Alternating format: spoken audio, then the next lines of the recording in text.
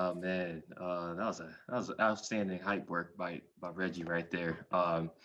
Paul, I remember. So you've been an All Star every year except two over the last nine, and the only one that you missed besides last year was the one where you came off the leg injury. And I just wanted to know how this year's selection compared to the one you had 5 years ago, the first one after your major injury. I'm sorry. What's the question? Question is how does this particular All-Star game selection after not making it last year compared to the one you had 5 years ago after you missed the game because of injury? I mean, it just again, it's just more so me just staying grounded, me staying committed, just to the process. With all the noise, everything going on, you find motivation through it, and you dig deep, and you'd be amazed at what comes out of it. So it was honestly just using everything as motivation, fueling all of that towards this year.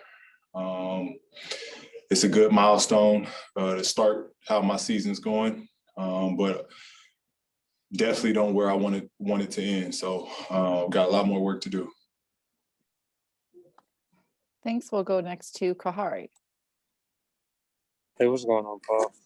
You had said something interesting the other day. I want to ask you about. You had said that you haven't really got into the flopping game. I want to. Can you elaborate on more on why? And do you think flopping is bad for basketball? In my opinion, I think it's bad for basketball. But at the same time, I think these guys are smart. They understand the game. They understand how to get extra possessions and how to get in the bonus and get to the free throw line. That's something I've never been able to do in my career, is get to the line with how much contact I play through and play with. It is tough. It's in the game. It's a part of the game. Again, they, in a way, are offensive geniuses. The ability to be able to get, again, like I said, extra possessions and get free trips to the line. They're smart. They're smart. I haven't figured it out. Thanks. We'll go next to Justin Russo. Hey, PG, congrats on the win. Reggie hyped you up really well when you sat down, but I want you to hype up his game tonight. He had a really good game. Just talk about your friend. Yeah, man. I mean, y'all know Reg. Reg has been Mr. Reliable. He's been super consistent for us. He's when called upon, he's ready to go. Reg has played he started, he's came off the bench, he's been six man, like he's been everywhere. We've seen Reg, in and out of rotation and in the lineup. And I think it just speaks volume to when his name is called, when we need big minutes or a big game out of him, he delivers. Tonight was nothing short of that. I mean, he pushed the pace. He got us playing faster, quicker, getting up, making plays. And I thought defensively he was solid. Thank you. Thanks. Next to Andrew Gray.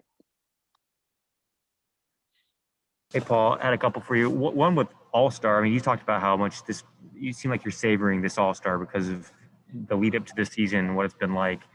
But the atmosphere is obviously going to be so different. And there's been a lot of players who said they're not really looking forward to it.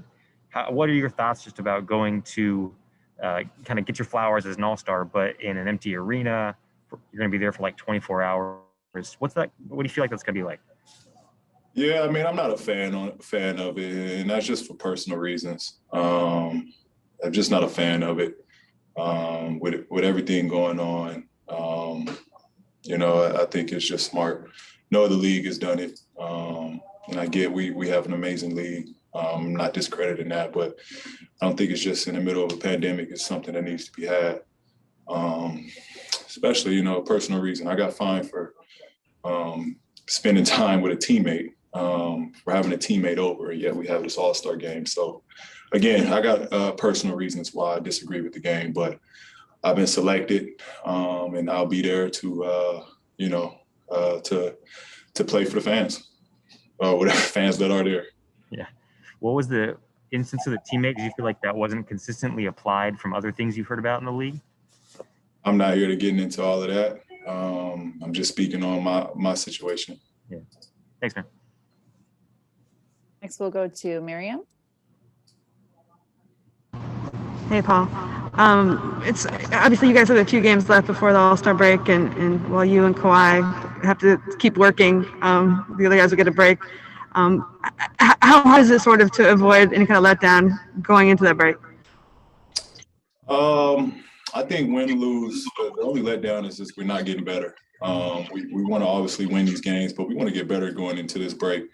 So we feel good during the break and coming out of the break. We know what we need to build off on coming out of it. So it's more so it's just continue to gain traction because we want to be rolling when we get out of this break.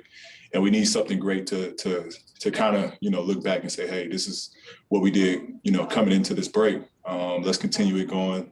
We want to have great clips that we can show and see and just reflect on going into the second part of the season. Second part of the season is going to be the most important part of this season going down the stretch.